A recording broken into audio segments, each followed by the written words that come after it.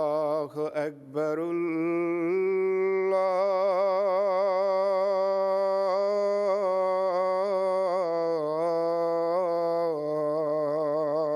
اکبر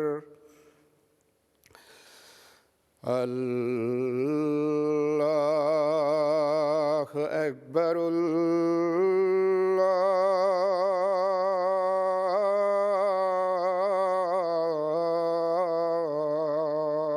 اکبر أشهد أن لا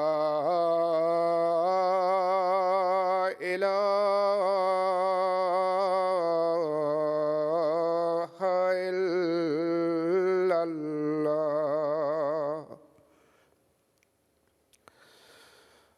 أشهد أن لا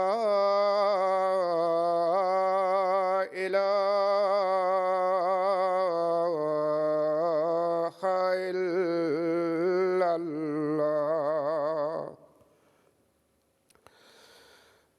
أشهد أن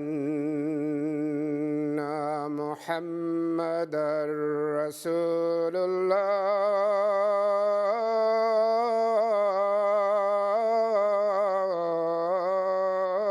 الله أشهد أن محمدًا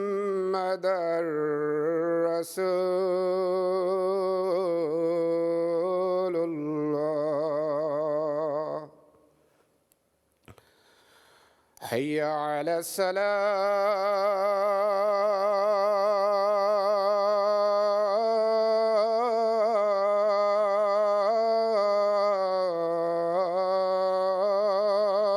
الصلاة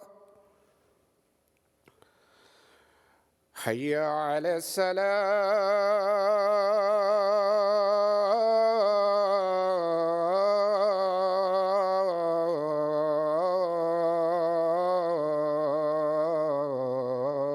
السلام حي على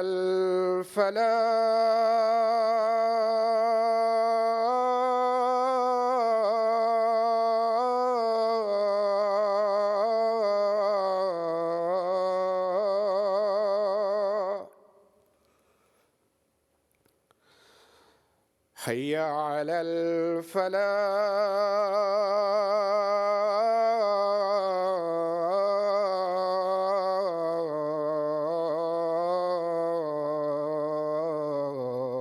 الفلاح الله أكبر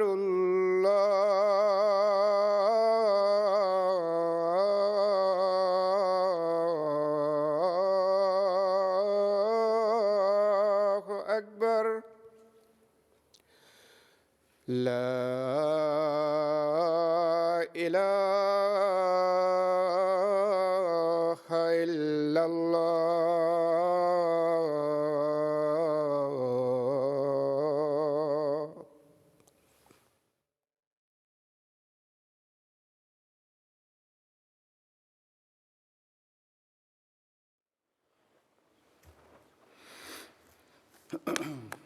السلام علیکم ورحمۃ اللہ۔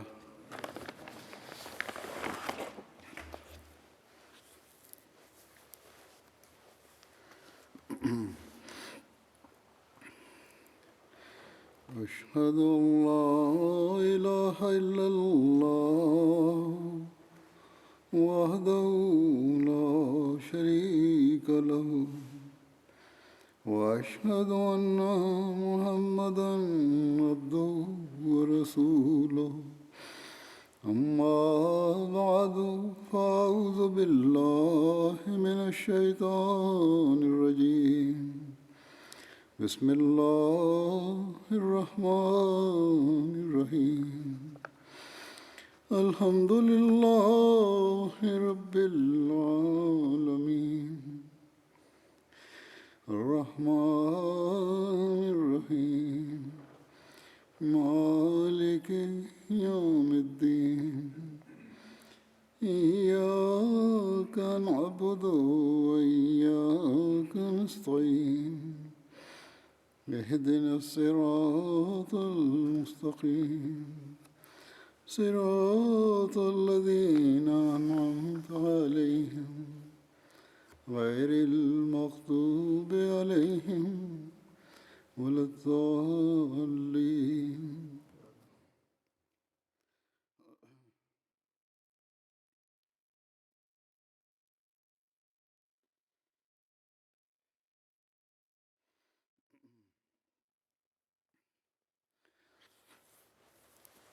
آج حضرت ابوبکر صدیق رضی اللہ عنہ کا ذکر شروع ہوگا. حضرت ابوبکر کا نام عبداللہ تھا اور عثمان بن عامر ان کے والد کا نام تھا. کنیت ابوبکر تھی اور آپ کے لقب جو ہیں عتیق اور صدیق تھے. یہ کہا جاتا ہے کہ آپ کی ولادت عام الفیل کے 2 سال 6 ماہ بعد 573 عیسوی میں ہوئی.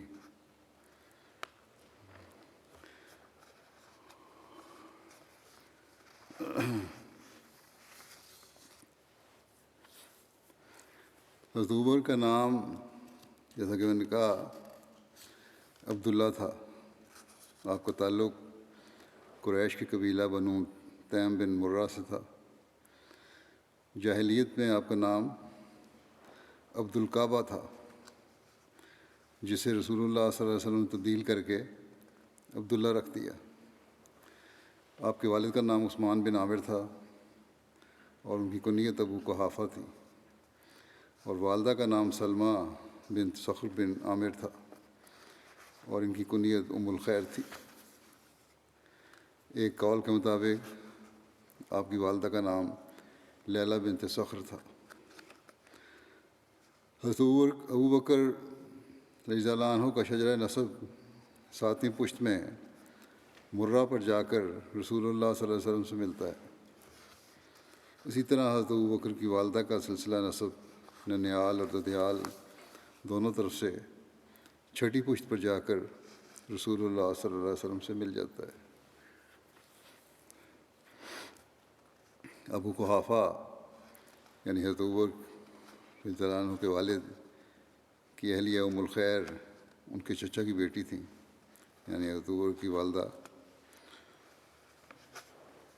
ان کے والد کی چچا کی بیٹی تھیں. حضرت ابوبکر کے والدین حضرت ابوبکر کی وفات کے بعد بھی زندہ رہے اور ان دونوں نے اپنے بیٹے یعنی حضرت ابوبکر رضی اللہ عنہ کا ورثہ پایا. حضرت ابوبکر کی وفات کے بعد پہلے ان کی والدہ کی وفات ہوئی اور پھر حضرت ابوبکر کے والد نے 14 ہجری میں 97 برس کی عمر میں وفات پائی.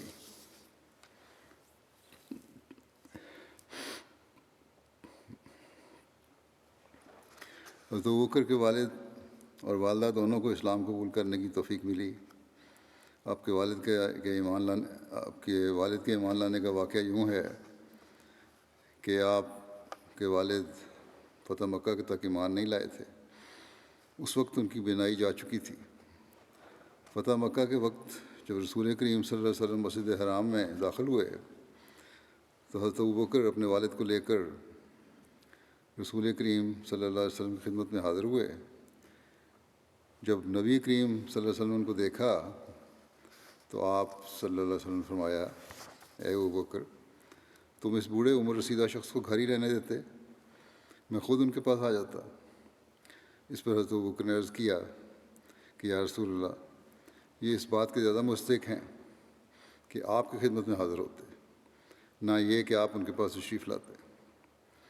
حضرت ابوبکر نے انہیں رسول کریم صلی اللہ علیہ وسلم کے سامنے بٹھایا تو آپ صلی اللہ علیہ وسلم نے ان کے سینے پر ہاتھ پھیرا اور فرمایا کہ اسلام لے آئیں، آپ سلامتی میں آ جائیں گے.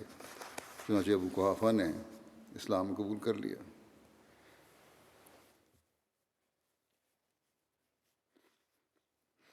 حضرت جابر بن عبداللہ سے روایت ہے کہ ابو قحافہ کو فتح مکہ کے دن لایا گیا تو ان کا سر اور داڑھی سغامہ کی طرح سفید ہو چکے تھے۔ سغامہ کے بارے میں کہا جاتا ہے کہ یہ ایک پھول ہوتا تھا سفید رنگ کا جو پہاڑوں پر اگتا تھا۔ بہرحال بالکل سفید بال تھے، داڑھی بس سفید تھی۔ اس پر رسول اللہ صلی اللہ علیہ وسلم نے فرمایا کہ اسی کسی اور رنگ سے تبدیل کر دو، یعنی اس پہ خضاب لگا دو، رنگ کر دو، زیادہ بہتر ہے، لیکن سیاہ رنگ سے بچو۔ یہ مطلب نہیں تھا کہ سیاہ رنگ کوئی برائی ہے، بلکہ شاید آپ نے خیال فرمایا ہو کہ عمر کے اس حصے میں بالکل سیاہ رنگ کے بال جو ہیں وہ چہرے پر شاید مناسب نہ لگیں۔ بہرحال آپ نے کہا اس کو رنگ دینا چاہیے، خضاب لگا دینا چاہیے۔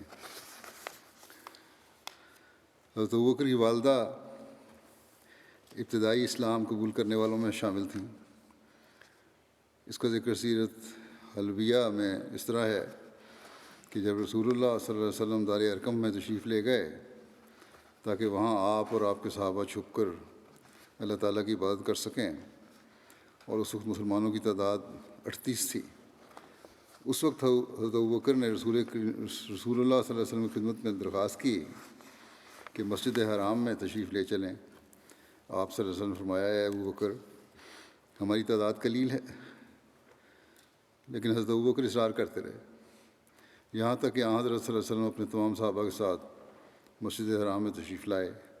وہاں حضرت ابوبکر نے لوگوں کے سامنے خطاب کیا، جبکہ رسول اللہ صلی اللہ علیہ وسلم تشریف فرما تھے۔ حضرت ابوبکر نے خطاب میں لوگوں کو اللہ اور اس کے رسول کی طرف دعوت دی۔ اس طرح آپ رسول اللہ صلی اللہ علیہ وسلم کے بعد پہلے خطیب ہیں جنہوں نے لوگوں کو اللہ کی طرف بلایا۔ اس پر مشرکین حضرت ابوبکر اور مسلمانوں کو مارنے کے لیے ٹوٹ پڑے اور انہیں بری طرح مارا پیٹا۔ حضرت ابوبکر کو پیروں تلے روندا گیا اور انہیں خوب مارا پیٹا گیا۔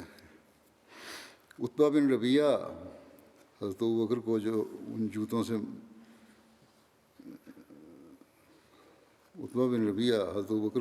سے مار رہا تھا جس پر دوہرا چمڑا لگا ہوا تھا۔ اس نے ان جوتوں سے حضرت ابوبکر کے چہرے پر اتنا مارا کہ منہ سوج جانے کی وجہ سے آپ کے چہرے پر ناک کی بھی پہچان نہیں ہو پا رہی تھی۔ پھر بنو تیم کے لوگ بھاگتے ہوئے آئے اور مشرکین کو حضرت ابوبکر سے دور کیا۔ بنو تیم کے لوگوں نے آپ کو ایک کپڑے میں ڈال کر اٹھایا اور ان کے گھر میں انہیں لے گئے، اور انہیں حضرت ابوبکر کی موت میں کوئی شک نہیں تھا، اس حد تک مارا تھا۔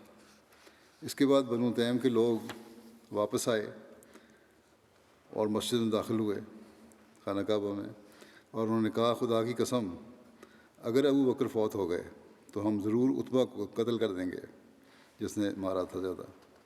پھر وہ لوگ حضرت ابوبکر کے پاس واپس آئے اور آپ کے والد ابو قحافہ اور بنو تیم کے لوگ آپ سے بات کرنے کی کوشش کرنے لگے، مگر آپ بے ہوشی کی وجہ سے کوئی جواب نہ دیتے تھے، یہاں تک کہ دن کے آخری حصے میں آپ بولے اور سب سے پہلے یہ پوچھا کہ رسول اللہ صلی اللہ علیہ وسلم کا کیا حال ہے، مگر لوگوں نے ان کی بات کا جواب نہیں دیا، مگر آپ بار بار یہی سوال دہراتے رہے۔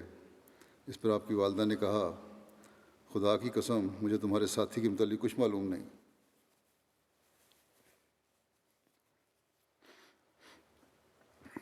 حضرت ابوبکر نے اپنی والدہ سے کہا کہ آپ حضرت عمر کی بہن ام جمیل بنت خطاب کے پاس جائیں۔ ام جمیل پہلی مسلمان ہو چکی تھی لیکن اپنے اسلام کو چھپایا کرتی تھی۔ آپ ان سے حضرت صلی اللہ علیہ وسلم کا حال دریافت کریں۔ چنانچہ وہ ان کی والدہ حضرت عمر کی ام جمیل کے پاس گئیں اور ان سے کہا کہ ابوبکر محمد بن عبداللہ صلی اللہ علیہ وسلم کے بارے میں پوچھتے ہیں۔ تو انہوں نے جواب دیا، میں محمد کو نہیں جانتی اور نہ ہی ابوبکر کو۔ پھر جمیل نے حضرت ابوبکر کی والدہ سے کہا کہ کیا آپ چاہتی ہیں کہ میں آپ کے ساتھ چلوں؟ انہوں نے کہا ہاں۔ پھر وہ ان کے ساتھ حضرت ابوبکر کے پاس آئیں تو جمیل نے آپ کو زخموں سے چور زمین پر پڑا دیکھا تو چیخ اٹھی اور کہا کہ جن لوگوں نے آپ کے ساتھ یہ معاملہ کیا ہے وہ یقیناً فاسق لوگ ہیں، اور میں امید رکھتی ہوں کہ اللہ تعالیٰ ان سے بدلہ لے گا۔ تب حضرت ابوبکر نے ان سے پوچھا کہ حضرت صلی اللہ علیہ وسلم کا کیا حال ہے؟ جمیل نے کہا یہ تمہاری والدہ بھی سن رہی ہیں۔ آپ نے کہا وہ تمہارا راز ظاہر نہیں کریں گی۔ اس پر جمیل نے کہا کہ حضرت صلی اللہ علیہ وسلم خیریت سے ہیں۔ حضرت ابوبکر نے پوچھا کہ آپ اس وقت کہاں ہیں؟ جمیل نے کہا دار ارقم میں۔ پھر آپ کے حضرت ابوبکر رضی اللہ عنہ کے عشق رسول کے سالہ مقام کو دیکھیں۔ جب یہ بات سنی تو حضرت ابوبکر نے کہا خدا کی قسم میں نہ کھانا چکھوں گا اور نہ پانی پیوں گا یہاں تک کہ پہلے میں رسول اللہ صلی اللہ علیہ وسلم کی خدمت میں حاضر ہوں۔ حضرت ابوبکر کی والدہ نے بتایا کہ ہم نے انہیں یعنی ابوبکر کو کچھ دیر روکے رکھا یہاں تک کہ جب لوگوں کا باہر آنا جانا تھم گیا اور لوگ پرسکون ہو گئے تو ہم آپ کو لے کر نکلے۔ آپ میرے سہارے سے چل رہے تھے یہاں تک کہ آپ رسول اللہ صلی اللہ علیہ وسلم کے پاس پہنچ گئے تو حضرت ابوبکر پر شدید رقت طاری ہو گئی۔ حضور صلی اللہ علیہ وسلم بوسہ دینے کے لیے حضرت ابوبکر پر جھکے۔ وسلم نے حضرت ابوبکر کی حالت دیکھی، آپ کو بوسہ دینے کے لیے حضرت ابوبکر پر جھکے اور مسلمان بھی آپ پر جھکے۔ پھر حضرت ابوبکر نے عرض کیا یا رسول اللہ میرے ماں باپ آپ پر قربان ہوں، مجھے کوئی تکلیف نہیں سوائے اس کے جو لوگوں نے میرے منہ پر چوٹیں لگائی ہیں، اور یہ میری والدہ اپنے بیٹے سے اچھا سلوک کرنے والی ہیں۔ یہ مختصر سی باتیں کیں۔ ممکن ہے کہ اللہ تعالیٰ آپ کے طفیل ان کو آگ سے بچا لے۔ حضرت ابوبکر نے اپنی والدہ کے بارے میں کہا کہ ممکن ہے کہ اللہ تعالیٰ آپ کے طفیل ان کو آگ سے بچا لے، یعنی ایمان لے آئیں۔ اس پر رسول اللہ صلی اللہ علیہ وسلم نے آپ کی والدہ کے لیے دعا کی اور انہیں اسلام کی طرف دعوت دی، جس پر انہوں نے اسلام قبول کر لیا۔ اس طرح ابوبکر کی والدہ نے شروع میں ہی اسلام قبول کر لیا تھا۔ حضرت ابوبکر رضی اللہ عنہ کی پیدائش کے بارے میں جو روایات ہیں اس کے مطابق صحابہ کی سوانے پر ایک مستند کتاب ہے، اس کے مطابق حضرت ابوبکر صدیق کا عام الفیل کے 2 سال 6 ماہ بعد پیدا ہوئے۔ عام الفیل کے 2 سال 6 ماہ بعد پیدا ہوئے۔ تاریخ طبری اور طبقات کبریٰ میں لکھا ہے کہ آپ عام الفیل کے 3 سال کے بعد پیدا ہوئے۔ اسی طرح حضرت ابوبکر کے لقب ہیں، 2 لقب مشہور ہیں جو بیان کیے جاتے ہیں، ایک عتیق اور ایک صدیق۔ عتیق کی وجہ جو تسمیہ کیا ہے اس بارے میں لکھا ہے، حضرت عائشہ نے بیان فرمایا کہ حضرت ابوبکر رسول اللہ صلی اللہ علیہ وسلم کے پاس آئے تو آپ نے فرمایا انت عتیق اللہ من النار، کہ تم اللہ کی طرف سے آگ سے آزاد کردہ ہو۔ بس اس دن سے آپ کو عتیق کا لقب دیا گیا۔ بعض مورخین حضرت ابوبکر کا لقب کے بجائے نام عتیق بیان کرتے ہیں، وہ کہتے ہیں یہ لقب نہیں بلکہ آپ کا نام تھا، لیکن یہ درست نہیں ہے۔ چنانچہ علامہ جلال الدین سیوطی نے تاریخ الخلفاء میں امام نووی کے حوالے سے لکھا ہے کہ حضرت ابوبکر کا نام عبداللہ تھا اور یہی زیادہ مشہور اور درست ہے، اور یہ بھی کہا جاتا ہے کہ آپ کا نام عتیق تھا، لیکن درست وہی ہے جس پر اکثر علماء متفق ہیں کہ عتیق آپ کا لقب تھا نہ کہ نام۔ سیرت ابن ہشام میں لقب عتیق کی وجہ یہ بیان کی گئی ہے کہ آپ کے چہرے کی خوبصورتی کی وجہ سے اور آپ کے حسن و جمال کی وجہ سے آپ کو عتیق کہا جاتا تھا۔ سیرت ابن ہشام کی شرح میں عتیق لقب کی درج ذیل وجوہات بیان کی گئی ہیں۔ عتیق کا مطلب ہے الحسن، یعنی عمدہ صفات والا، گویا کہ آپ کو مذمت اور عیوب سے بچایا گیا تھا۔ یہ بھی کہا جاتا ہے کہ آپ کو عتیق اس لیے کہا جاتا ہے کہ آپ کی والدہ کا کوئی بچہ زندہ نہیں رہتا تھا، انہوں نے نظر مانی کہ اگر ان کے ہاں بچہ ہوا تو وہ اس کا نام عبدالکعبہ رکھیں گی اور اس کو کعبہ کے لیے وقف کر دیں گی۔ جب آپ زندہ رہے اور جوان ہو گئے تو آپ کا نام عتیق پڑ گیا، گویا کہ آپ موت سے نجات دیے گئے۔ ان کے علاوہ بھی لقب عتیق کے مختلف وجوہات ملتی ہیں۔ بعض لوگوں کے مطابق آپ کو عتیق اس لیے کہا جاتا تھا کہ آپ کے نسب میں کوئی ایسی چیز نہیں تھی جس کی وجہ سے اس پر عیب لگایا جاتا۔ عتیق کا ایک معنی قدیم یا پرانے کے بھی ہیں، اس لیے حضرت ابوبکر کو عتیق اس وجہ سے بھی کہا جاتا تھا کہ آپ قدیم سے نیکی اور بھلائی کرنے والے تھے۔ اسی طرح اسلام قبول کرنے میں اور بھلائی میں پہل کرنے کی وجہ سے آپ کا لقب عتیق رکھا گیا تھا۔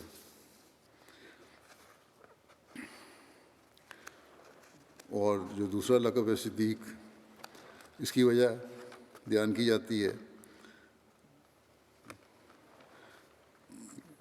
یہ کیوں نام رکھا گیا صدیق؟ علامہ جلال الدین سیوطی لکھتے ہیں کہ جہاں تک صدیق کا تعلق ہے تو کہا جاتا ہے کہ زمانہ جاہلیت میں یہ لقب آپ کو دیا گیا تھا، اس سچائی کی وجہ سے جو آپ میں سے ظاہر ہوتی رہی۔ یہ بھی کہا جاتا ہے کہ حضرت صلی اللہ علیہ وسلم آپ کو جو خبریں بتایا کرتے تھے ان کے متعلق رسول اللہ صلی اللہ علیہ وسلم کی تصدیق میں جلدی کرنے کی وجہ سے آپ کا نام صدیق پڑ گیا۔ حضرت عائشہ نے بیان فرمایا کہ جب رات کے وقت نبی کریم صلی اللہ علیہ وسلم کو بیت المقدس مسجد اقصیٰ کی طرف لے جایا گیا، یعنی واقعہ اسراء جو ہوا تھا، تو صبح کو لوگ اس واقعے متعلق باتیں کرنے لگے جو آپ نے بتایا، اور لوگوں میں سے بعض جو آپ پر ایمان لائے تھے اور انہوں نے آپ کی تصدیق بھی کی تھی وہ پیچھے ہٹ گئے۔ بعض کمزور ایمان ایسے بھی تھے۔ اس وقت مشرکین میں سے کچھ لوگ حضرت ابوبکر کے پاس دوڑتے ہوئے آئے اور کہنے لگے، کیا آپ کو اپنے ساتھی کے بارے میں کچھ معلوم ہے کہ وہ یہ دعویٰ کر رہے ہیں کہ انہیں رات کو بیت المقدس لے جایا گیا تھا؟ حضرت ابوبکر نے کہا، کیا واقعی آپ نے یہ فرمایا ہے؟ لوگوں نے کہا ہاں، انہوں نے کہا ہے۔ اس پر حضرت ابوبکر نے کہا، اگر آپ نے یہ فرمایا ہے تو یقیناً سچ کہا ہے۔ لوگوں نے کہا، کیا تم ان کی تصدیق کرتے ہو کہ رات کو بیت المقدس گئے اور صبح ہونے سے پہلے واپس بھی آ گئے؟ کیونکہ یہ بیت المقدس مکے سے تقریباً 1300 کلومیٹر کے فاصلے پر ہے۔ حضرت ابوبکر نے کہا کہ ہاں، میں اس کی تصدیق کروں گا، میں اس کی بھی تصدیق کروں گا جو اس سے بھی بعید ہے۔ میں صبح شام، پھر آپ نے فرمایا حضرت ابوبکر نے کہ میں صبح شام اترنے والی آسمانی خبر کے بارے میں بھی آپ کی تصدیق کرتا ہوں۔ چنانچہ اس وجہ سے حضرت ابوبکر کا نام صدیق پڑ گیا، آپ کو صدیق کہاں جانے لگا۔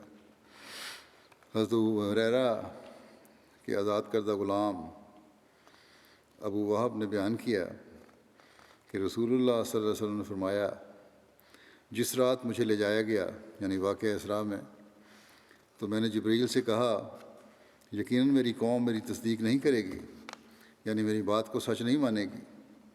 تو جبریل نے کہا، یصدقو کا ابو بکر وہو صدیق، یعنی آپ کی تصدیق ابو بکر کریں گے اور وہ صدیق ہیں۔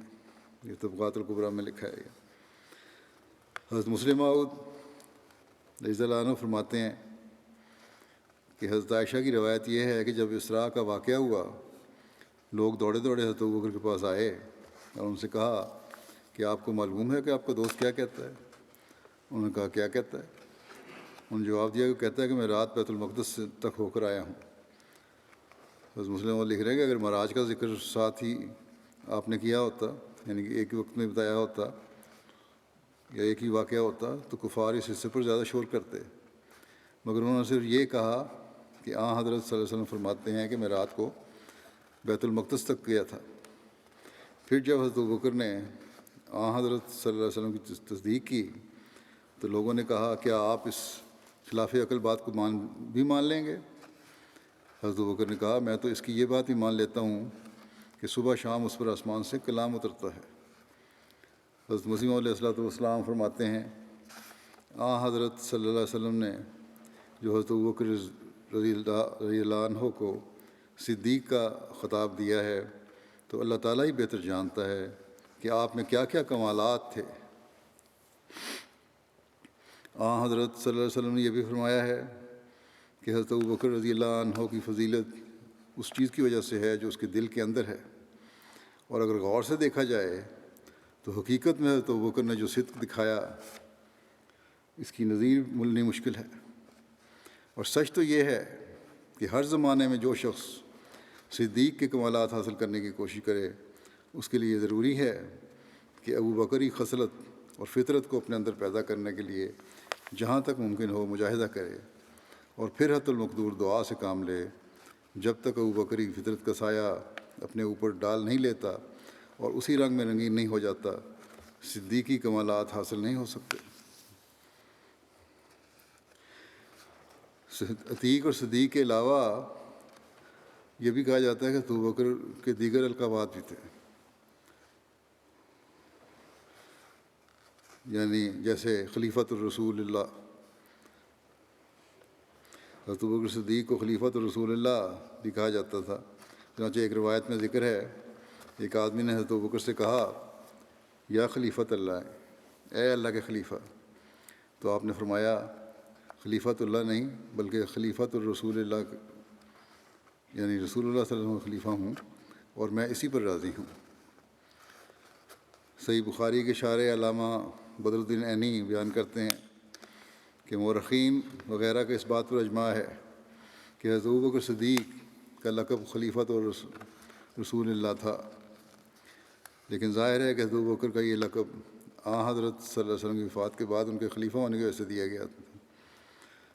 اس لیے یہ نہیں ہم کہہ سکتے صلی اللہ علیہ وسلم کے زمانے کا یہ لقب ہے، یہ بات کی بات ہے لوگوں نے رکھا نام یا آپ نے خود اپنے لیے پسند کیا۔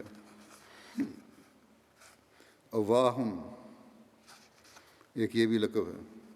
اواہ کا معنی ہے بہت ہی بردبار اور نرم دل۔ طبقات کبریٰ میں لکھا ہے کہ حضرت ابوبکر کو ان کی نرمی اور رحمت کی وجہ سے اواہم کا کہا جاتا تھا۔ اواہم منیب، اواہم منیب کا مطلب ہے بہت ہی بردبار، نرم دل اور جھکنے والا۔ طبقات کبریٰ میں یہ ہے کہ میں نے حضرت علی کو سنا، وہ ممبر پر کہہ رہے تھے غور سے سنو۔ راوی نے کہا حضرت علی کو سنا، وہ ممبر پر کہہ رہے تھے کہ غور سے سنو کہ حضرت ابوبکر بہت ہی بردبار، نرم دل اور جھکنے والے تھے۔ غور سے سنو کہ اللہ تعالیٰ نے حضرت عمر کو خیر خواہی عطا کی جس کے نتیجے میں وہ خیر خواہ ہو گئے۔ امیر الشاکرین یہ بھی ایک لقب کہا جاتا ہے۔ امیر الشاکرین کے معنی ہیں شکر کرنے والوں کا سردار۔ حضرت ابوبکر صدیق کو کثرت شکر کی وجہ سے امیر الشاکرین کہا جاتا تھا۔ عمدۃ القاری نے لکھا ہے کہ حضرت ابوبکر صدیق کو امیر الشاکرین کے لقب سے پکارا جاتا تھا۔ ثانی اسنین یہ بھی ایک لقب کہا جاتا ہے۔ حضرت ابوبکر صدیق کو اللہ تعالیٰ نے ثانی اسنین کے لقب سے پکارا ہے۔ اللہ تعالیٰ کا ارشاد ہے، اللہ تنصروہ فقد نصرہ اللہ اذ اخرجہ الذین کفروا ثانی اسنین اذ ہما فی الغار اذ یقول لصاحبہ لا تحزن ان اللہ معنا فانزل اللہ سکینتہ علیہ، کہ اگر تم اس رسول کی مدد نہ بھی کرو تو اللہ تعالیٰ پہلے بھی اس کی مدد کر چکا ہے جب اسے ان لوگوں نے جنہوں نے کفر کیا وطن سے نکال دیا تھا، اس حال میں کہ وہ دو میں سے ایک تھا، جب وہ دونوں غار میں تھے اور وہ اپنے ساتھی سے کہہ رہا تھا کہ غم نہ کر، یقین اللہ ہمارے ساتھ ہے، بس اللہ نے اس پر اپنی سکینت نازل کی۔ حضرت مسیح علیہ السلام فرماتے ہیں، اللہ نے تکلیف دہ وقت اور مشکل حالت میں اپنے نبی صلی اللہ علیہ وسلم کی آپ کے ذریعے تسلی فرمائی، اور صدیق کے نام اور نبی ثقلین کے قرب سے مخصوص فرمایا، اور اللہ تعالیٰ نے آپ کو ثانی اسنین کی خلت کے فاخرہ سے فیضیاب فرمایا اور اپنے خاص الخاص بندوں میں سے بنایا۔ کیا تمہیں کسی ایسے شخص کا علم ہے جسے ثانی اثنین کے نام سے موسوم کیا گیا اور نبی دو جہان کے رفیق کا نام دیا گیا ہو اور اس فضیلت میں شریک کیا گیا ہو کہ ان اللہ معنا، اور اسے دو تائید یافتہ میں سے ایک قرار دیا گیا ہو۔ کیا تم کسی ایسے شخص کو جانتے ہو جس کی قرآن میں اس تعریف جیسی تعریف کی گئی ہو اور جس کے مخفی حالات سے شبہات کے ہجوم کو دور کر دیا گیا اور جس کے بارے میں نصوص صریحہ سے نہ کہ ظنی شکی باتوں سے یہ ثابت ہو کہ وہ مقبولین بارگاہ الہی میں سے ہیں؟ بخدا اس قسم کا صریح ذکر جو تحقیق سے ثابت شدہ ہو حضرت ابوبکر صدیق سے مخصوص ہے۔ میں نے رب بیت عتیق کے صحیفوں میں سے کسی اور شخص کے لیے نہیں دیکھا۔ بس اگر تجھے میری اس بات کے متعلق شک ہو یا تمہارا یہ گمان ہو کہ میں نے حق سے گریز کیا ہے تو قرآن سے کوئی نظیر پیش کرو اور ہمیں دکھاؤ کہ فرقان حمید نے کسی اور شخص کے لیے ایسا ہی صراحت کی ہو اگر تم سچوں میں سے ہو۔ سر الخلافہ میں آپ نے فرمایا۔ پھر ایک لقب صاحب الرسول بھی ہے، اس کا مطلب ہے رسول کا ساتھی۔ حضرت ابوبکر بیان کرتے ہیں کہ انہوں نے ایک جماعت سے کہا تم میں سے کون سورہ توبہ پڑھے گا؟ ایک شخص نے کہا میں پڑھتا ہوں۔ پھر جب وہ آیت اذ یقولو لصاحب ہی لا تحزن، کہ جب وہ اپنے ساتھی سے کہہ رہا تھا کہ غم نہ کر، یہاں تک پہنچا تو حضرت ابوبکر رو پڑے اور فرمایا اللہ کی قسم میں ہی آپ صلی اللہ علیہ وسلم کا ساتھی تھا۔ پھر آدم ثانی ایک لقب ہے۔ حضرت ابوبکر کا یہ وہ لقب ہے جو حضرت اقدس مسیح موعود علیہ السلام نے آپ کو عطا فرمایا ہے۔ آپ نے حضرت ابوبکر کو آدم ثانی قرار دیا۔ چنانچہ حضرت مسیح موعود علیہ السلام اپنے ایک مکتوب میں بیان فرماتے ہیں ابوبکر رضی اللہ تعالیٰ عنہ جو اسلام کے آدم ثانی ہیں، اور ایسا ہی حضرت عمر فاروق اور حضرت عثمان رضی اللہ عنہما اگر دین میں سچے امین نہ ہوتے تو آج ہمارے لیے مشکل تھا جو قرآن شریف کسی ایک آیت کو بھی من جانب اللہ بتا سکتے۔ سر الخلافہ میں حضرت مسیح علیہ السلام بیان فرماتے ہیں، ترجمہ اس کا یہ ہے کہ اور بخدا آپ اسلام کے لیے آدم ثانی اور خیر الانام محمد صلی اللہ علیہ وسلم کے انوار کے مظہر اول تھے۔ پھر خلیل الرسول ایک لقب ہے۔ سیرت کی کتابوں میں خلیل الرسول بھی حضرت ابوبکر کا لقب بیان کیا گیا ہے، اور اس کی بنیاد کتب حدیث میں موجود ایک روایت ہے کہ حضور صلی اللہ علیہ وسلم نے فرمایا اگر میں کسی کو خلیل بناتا تو ابوبکر کو بناتا۔ چنانچہ صحیح بخاری میں ہے، حضرت ابن عباس سے روایت ہے کہ مرض الموت کے دوران حضور صلی اللہ علیہ وسلم نے فرمایا اگر میں نے لوگوں میں سے کسی کو خلیل بنانا ہوتا تو ضرور ابوبکر کو ہی خلیل بناتا، لیکن اسلام کی دوستی سب سے افضل ہے۔ اس مسجد میں تمام کھڑکیوں کو میری طرف سے بند کر دو سوائے ابوبکر کی کھڑکی کے۔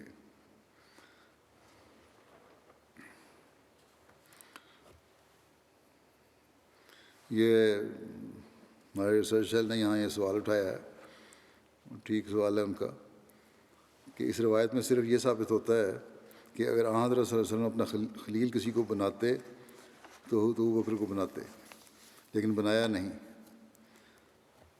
اس بات کی وضاحت حضرت مسیح علیہ السلام نے خود بھی ایک جگہ فرما دی ہے۔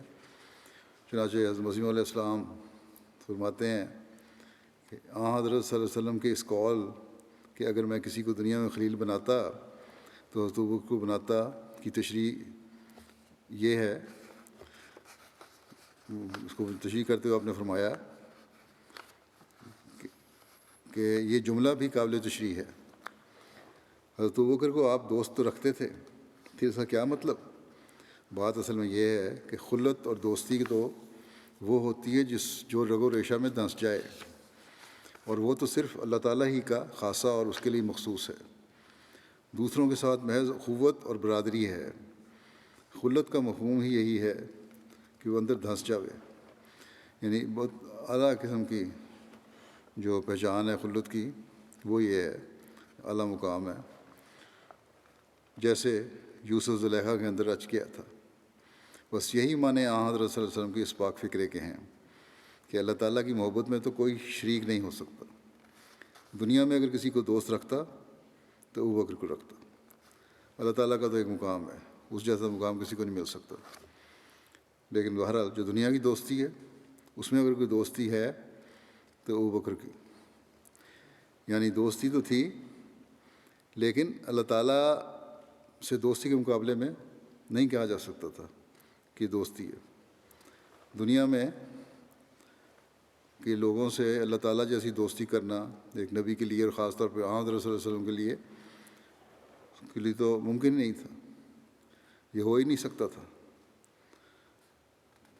اگر کوئی ممکن تھی بات دنیا داری کے لحاظ سے تو پھر آپ نے فرمایا کہ اس مقام کے سب سے زیادہ حقدار ابو بکر ہیں۔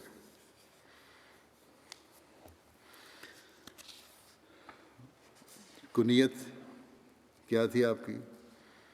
حضرت ابو بکر کی کنیت ابو بکر تھی، اور ان کے ایک سے زائد وجوہ بیان کی جاتی ہیں۔ بعض کے نزدیک بکر جوان اونٹ کو کہتے ہیں، چونکہ آپ کو اونٹوں کی پرورش اور غور و پرداخت میں بہت دلچسپی اور مہارت تھی، اس لیے لوگوں نے آپ کو ابو بکر کہنا شروع کر دیا۔ بکرا کا ایک معنی جلدی کرنا بھی ہے، پہل کرنے کے بھی ہوتے ہیں۔ بعض کے قول یہ کنیت اس لیے پڑی کہ آپ سب سے پہلے اسلام لائے، انہ بکرا الی الاسلام قبل غیر ہی، انہوں نے دوسروں سے پہلے اسلام کی طرف پیش قدمی کی۔ علامہ زمخشری نے لکھا ہے کہ ان کو پاکیزہ خصلتوں میں ابتکار یعنی پیش ہونے کی وجہ سے ابو بکر کہا جاتا تھا۔ حلیہ عائشہ رضی اللہ عنہ آپ کے حلیہ کے بارے میں آپ کے حلیہ کے بارے میں روایت کرتی ہیں کہ انہوں نے ایک عربی شخص کو دیکھا جو پیدل چل رہا تھا اور آپ اس وقت اپنے ہودج میں تھیں۔ آپ نے فرمایا میں نے اس شخص سے زیادہ حضرت ابوبکر کے سے مشابہ کوئی شخص نہیں دیکھا۔ راوی کہتے ہیں کہ ہم نے کہا کہ آپ ہمارے لیے حضرت ابوبکر کا حلیہ بیان کریں، تو حضرت عائشہ نے فرمایا کہ حضرت ابوبکر گورے رنگ کے شخص تھے، دبلے پتلے تھے، رخساروں پر گوشت کم تھا، کمر ذرا خمیدہ تھی، ذرا جھکی ہوئی تھی کہ آپ کا تہہ بند بھی کمر پر نہیں رکتا تھا اور نیچے سے رک جاتا تھا۔ چہرہ کم گوشت والا تھا، آنکھیں اندر کی طرف تھیں اور پیشانی بلند تھی۔ صحیح بخاری میں حضرت عبداللہ بن عمر سے روایت ہے کہ آپ نے کہا کہ رسول اللہ صلی اللہ علیہ وسلم نے فرمایا جو غرور سے اپنا کپڑا گھسیٹ کر چلا تو اللہ روز قیامت اس کی طرف نظر اٹھا کر نہیں دیکھے گا۔ حضرت ابوبکر نے کہا کہ میرے کپڑے کی ایک طرف ڈھیلی رہتی ہے، یعنی ایک سائڈ جو ہے وہ ڈھیلی رہتی ہے اور کی وجہ سے نیچے آ جاتی ہے، سوائے اس کے کہ میں اس کا خیال رکھوں۔ رسول اللہ صلی اللہ علیہ وسلم نے فرمایا آپ تو غرور سے ایسا نہیں کرتے، یہ جائز ہے، کوئی بات نہیں۔ حضرت ابوبکر مہندی اور قطم سے خطاب لگایا کرتے تھے۔ قطم یہ بوٹی بلند پہاڑوں پر اگتی ہے اور وسمہ کے ساتھ ملا کر لگائی جاتی ہے اور اس کے ذریعے بالوں کو سیاہ رنگت دی جاتی تھی۔ اسلام قبول کرنے سے پہلے حضرت ابوبکر کے پیشہ اور قریش میں آپ کے مقام کے بارے میں تاریخ طبری میں لکھا ہے کہ حضرت ابوبکر اپنی قوم میں مقبول اور محبوب تھے۔ آپ نرم مزاج شخص تھے، قریش کے حسب و نسب اور اس کی اچھائی اور برائی کو سب سے زیادہ جاننے والے تھے۔ آپ تجارت کرنے والے شخص تھے اور اچھے اخلاق اور نیکیوں کے مالک تھے۔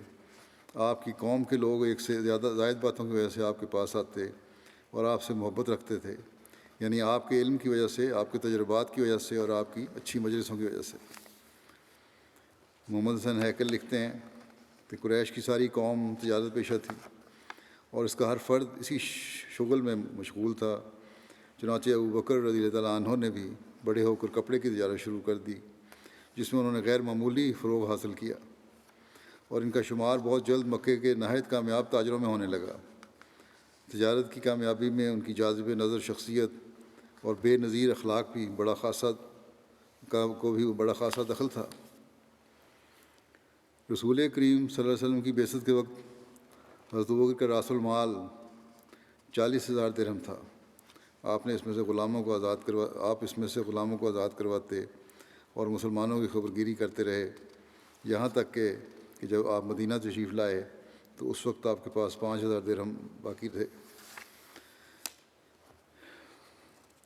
اسلام سے قبل کے بعض واقعات ہیں۔ حضرت ابوبکر اپنی مالی وسعت اور اعلیٰ اخلاق کی وجہ سے قریش میں اعلیٰ مقام کے حامل تھے۔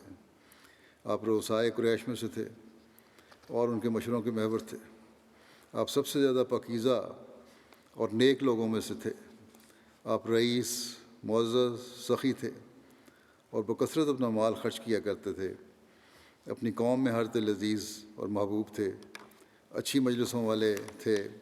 آپ کی تعبیر الرؤیا میں لوگوں سے زیادہ علم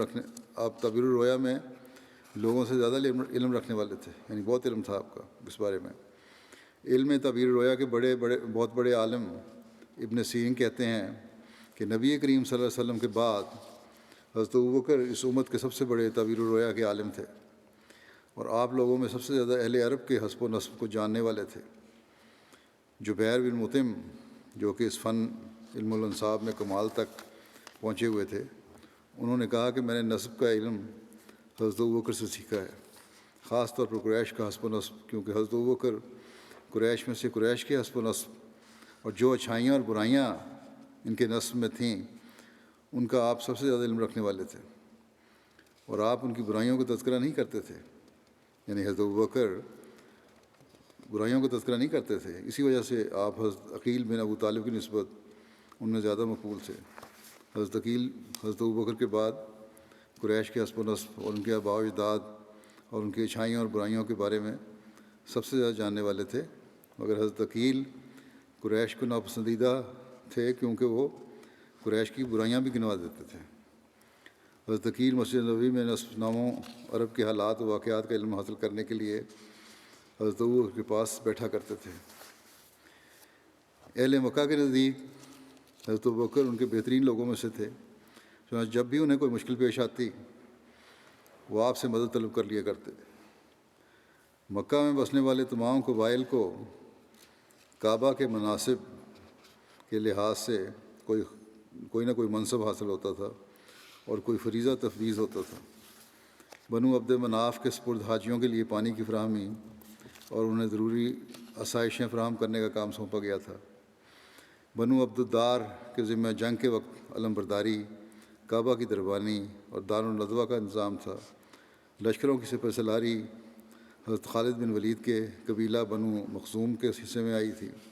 خون بہا اور دیتیں اکٹھا کرنا حضرت ابوبکر کے قبیلہ بنو تیم بن مرہ کا کام تھا۔ جب حضرت ابوبکر صدیق جوان ہوئے تو یہ خدمت ان کے سپرد کر دی گئی۔ جب حضرت ابوبکر کسی چیز کی دیت کا فیصلہ کرتے تو قریش آپ کی تصدیق کرتے اور آپ کی دیت کا لحاظ کرتے۔ اگر آپ کے علاوہ کوئی اور دیت کا فیصلہ کرتا تو قریش اس کو چھوڑ دیتے اور اس کی تصدیق نہ کرتے تھے۔ حلف الفضول میں حضرت ابوبکر کی بھی شمولیت تھی، جو ایک خاص معاہدہ تھا غریبوں کی مدد کا، مظلوموں کی مدد کا۔ قدیم زمانے میں عرب کے بعض شریف دل اشخاص کو یہ خیال پیدا ہوا تھا کہ باہم مل کر عہد کیا جائے کہ ہم ہمیشہ حقدار کو اس کا حق حاصل کرنے میں مدد دیں گے اور ظالم کو ظلم سے روکیں گے۔ اور عربی میں چونکہ حق کو فضل بھی کہتے ہیں، اس کی جمع فضول ہے، اس لیے اس معاہدہ کا نام حلف الفضول رکھا گیا۔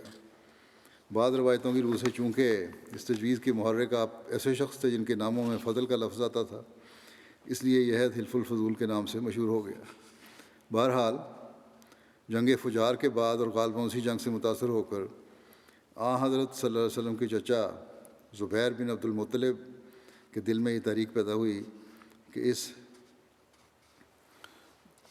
حلف کو پھر تازہ کیا جائے۔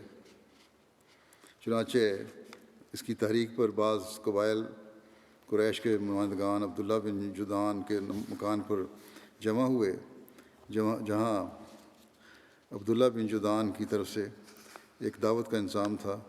پھر سب نے اتفاق کر کے باہم قسم کھائی کہ ہم ہمیشہ ظلم کو روکیں گے اور مظلوم کی مدد کریں گے۔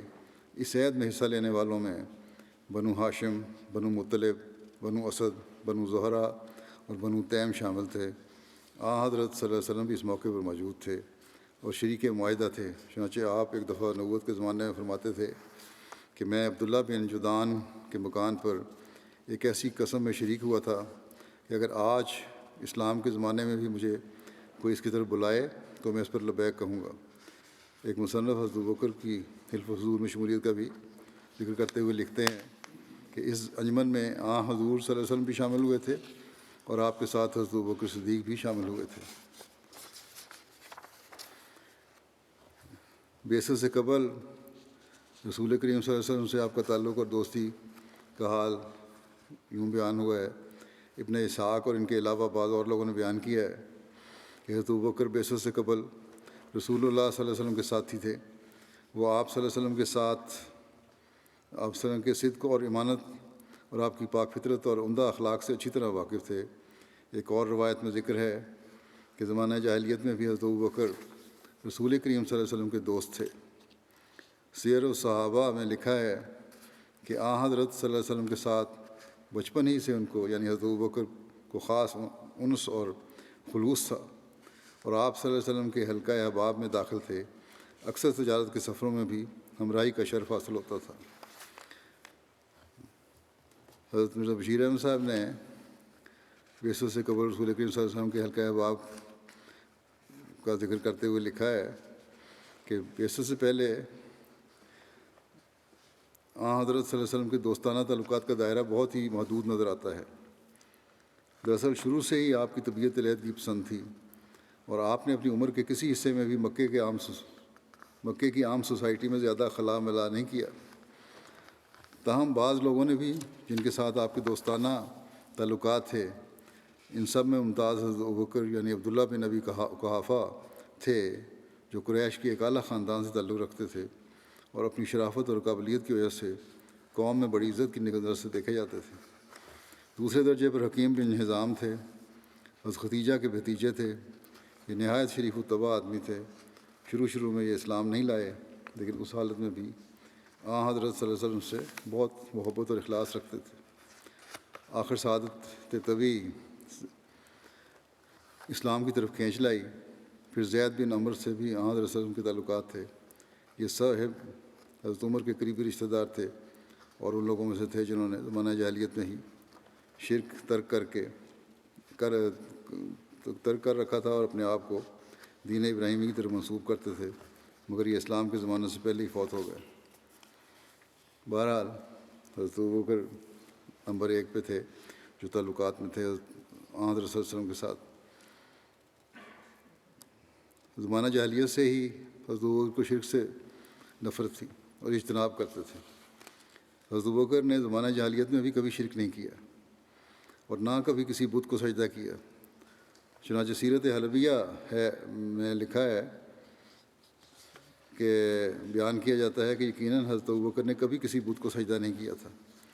علامہ ابن جوزی نے حضرت ابوبکر کو ان لوگوں میں شمار کیا ہے جنہوں نے جاہلیت میں ہی بتوں کی عبادت سے انکار کر دیا تھا، یعنی وہ کبھی بتوں کے پاس نہیں گئے۔ زمانہ جاہلیت میں شراب سے نفرت تھی آپ کو۔ حضرت عائشہ بیان فرماتی ہیں کہ حضرت ابوبکر نے زمانہ جاہلیت میں شراب کو اپنے اوپر حرام کیا ہوا تھا۔ آپ نے نہ جاہلیت میں اور نہ ہی اسلام میں کبھی شراب پی۔ ایک روایت میں آتا ہے کہ رسول اللہ صلی اللہ علیہ وسلم کے صحابہ کے مجمع میں حضرت ابوبکر سے پوچھا گیا کہ کیا آپ نے زمانہ جاہلیت میں کبھی شراب پی؟ اس پر حضرت ابوبکر نے فرمایا اعوذ باللہ، میں اللہ کی پناہ میں آتا ہوں۔ پوچھا گیا اس کی کیا وجہ ہے؟ حضرت ابوبکر نے فرمایا میں اپنی عزت کو بچاتا تھا اور اپنی پاکیزگی کی حفاظت کرتا تھا، کیونکہ جو شخص شراب پیتا ہے وہ اپنی عزت اور پاکیزگی کو ضائع کرتا ہے۔ راوی کہتے ہیں کہ جب یہ بات رسول اللہ صلی اللہ علیہ وسلم تک پہنچی تو آپ نے فرمایا صدق ابوبکر، صدق ابوبکر، یعنی ابوبکر نے سچ کہا، ابوبکر نے سچ کہا۔ آپ نے 2 مرتبہ یہ فرمایا۔ حضرت ابوبکر صدیق رضی اللہ عنہ کہ قبول اسلام کے بارے میں مختلف جگہوں پر روایات ملتی ہیں، بعض تفصیلی ہیں، بعض مختصر ہیں۔ بہرحال یہ کچھ بیان کر دیتا ہوں۔ حضرت عائشہ رضی اللہ عنہا بیان کرتی ہیں کہ جب سے میں نے ہوش سنبھالا ہے میرے ماں باپ اسی دین یعنی اسلام پر تھے اور ہم پر کوئی ایسا دن نہیں گزرا کہ جس میں رسول اللہ صلی اللہ علیہ وسلم ہمارے پاس صبح شام دونوں وقت نہ آئے ہوں۔ حضرت ابوبکر کے قبول اسلام کے بارے میں مختلف روایات کی جاتی ہیں۔ شرح زرقانی میں حضرت ابوبکر کے قبول اسلام کا واقعہ یوں بیان کیا جاتا ہے کہ ایک دن حضرت ابوبکر حکیم بن حزام کے گھر میں تھے۔ اس وقت ان کی لونڈی آئی اور کہنے لگی کہ تیری پھوپھی ختیجہ یہ بیان کرتی ہے کہ اس کا خامد موسیٰ کی مانند بطور نبی بھیجا گیا ہے۔ اس پر حضرت ابوبکر نے وہاں سے چپکے سے نکلے یہاں تک کہ آپ نبی کریم صلی اللہ علیہ وسلم کے پاس آئے اور اسلام قبول کر لیا۔ سیرت ابن ہشام کی شرح الروز العنف میں حضرت ابوبکر کی ایک رویا اور اسلام لانے کا واقعہ یوں بیان ہوا ہے کہ نبی کریم صلی اللہ علیہ وسلم کی بعثت سے قبل حضرت ابوبکر نے ایک خواب دیکھا۔ انہوں نے دیکھا کہ چاند مکے میں اتر آیا تھا۔ پھر انہوں نے اسے دیکھا کہ وہ ٹکڑے ٹکڑے ہو کر مکے کی تمام جگہوں اور گھروں میں پھیل گیا ہے۔ اس کا ایک ایک ٹکڑا ہر گھر میں داخل ہو گیا ہے اور پھر گویا وہ چاند آپ کی گود میں اکٹھا کر دیا گیا ہے۔ حضرت ابوبکر نے بعض اہل کتاب علماء سے اس خواب کا ذکر کیا کہ انہوں نے یہ تعبیر بتائی کہ وہ نبی جس کا انتظار کیا جا رہا ہے اس کا زمانہ آ گیا ہے اور آپ اس نبی کی پیروی کریں گے اور اس وجہ سے لوگوں میں سب سے زیادہ آپ سعادت مند ہوں گے۔ پھر جب رسول اللہ صلی اللہ علیہ وسلم نے حضرت ابوبکر کو دعوت اسلام دی تو انہوں نے توقف نہ کیا۔ سبیل الہدا میں حضرت ابوبکر کے قبول اسلام کے بارے میں ایک روایت یوں بیان ہوئی ہے کہ کعب بیان کرتے ہیں کہ حضرت ابوبکر صدیق رضی اللہ عنہ کے اسلام لانے کے سبب آسمان سے نازل ہونے والی ایک وحی تھی۔ اس کی تفصیل یہ ہے کہ حضرت ابوبکر شام میں تجارت کی غرض سے گئے ہوئے تھے۔ وہاں آپ نے ایک رویا دیکھی اور اس رویا کو بحیرہ راہب سے بیان کیا۔ اس پر بحیرہ راہب نے پوچھا کہ آپ کہاں سے ہیں؟ آپ نے فرمایا کہ مکے سے۔ اس نے پوچھا مکے کے کون سے قبیلے سے؟ آپ نے جواب دیا قریش سے۔ اس نے پوچھا آپ کیا کرتے ہیں؟ آپ نے فرمایا کہ تاجر ہوں۔ اس پر بحیرہ راہب نے کہا کہ اللہ تعالیٰ نے آپ کی رویا کو سچ کر دکھایا تو تمہاری قوم میں سے ایک نبی مبعوث کیا جائے گا۔ تم اس نبی کی زندگی میں اس کے وزیر ہوگے اور اس کی وفات کے بعد اس کے خلیفہ ہوگے۔ پھر حضرت ابوبکر نے اس سے مخفی رکھا یہاں تک کہ نبی کریم صلی اللہ علیہ وسلم مبعوث ہو گئے۔ تو حضرت ابوبکر نے کہا اے محمد صلی اللہ علیہ وسلم آپ جو دعویٰ کرتے ہیں اس کی دلیل کیا ہے؟ کیونکہ باقی جگہ تو کوئی دلیل نہیں کبھی مانگی، لیکن بہرحال اس روایت میں یہ ہے نبی کریم صلی اللہ علیہ وسلم نے فرمایا وہ خواب جو تم نے شام میں دیکھی تھی وہی دلیل ہے۔ اس پر حضرت ابوبکر نے آپ صلی اللہ علیہ وسلم سے معانقہ کیا اور آپ کی آنکھوں کے درمیان بوسہ لیا اور کہا کہ میں گواہی دیتا ہوں کہ آپ اللہ کے رسول ہیں۔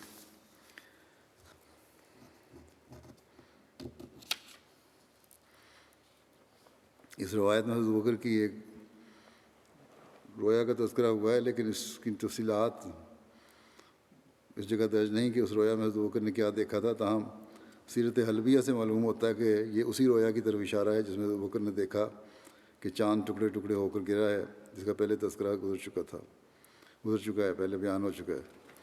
اب حضرت ابوبکر نے اس رویا کا ذکر بحیرہ راہب کے سامنے کیا تھا۔ بہرحال اس بارے میں مزید روایتیں بھی سیرت لکھنے والوں نے لکھی ہیں، انشاءاللہ آئندہ بیان ہوں گی۔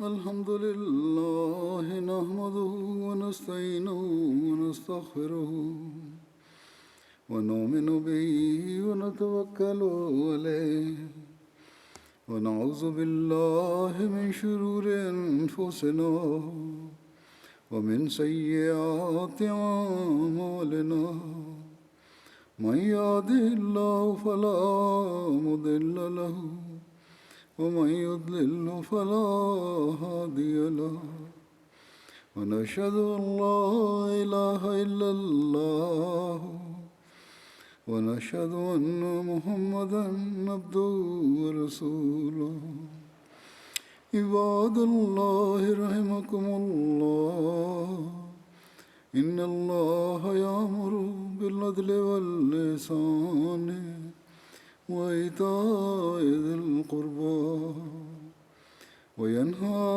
عن الفحشاء والمنكر والبغي يعظكم لعلكم تذكرون اذكروا الله يذكركم وادعوه يستجب لكم ولذكر الله أكبر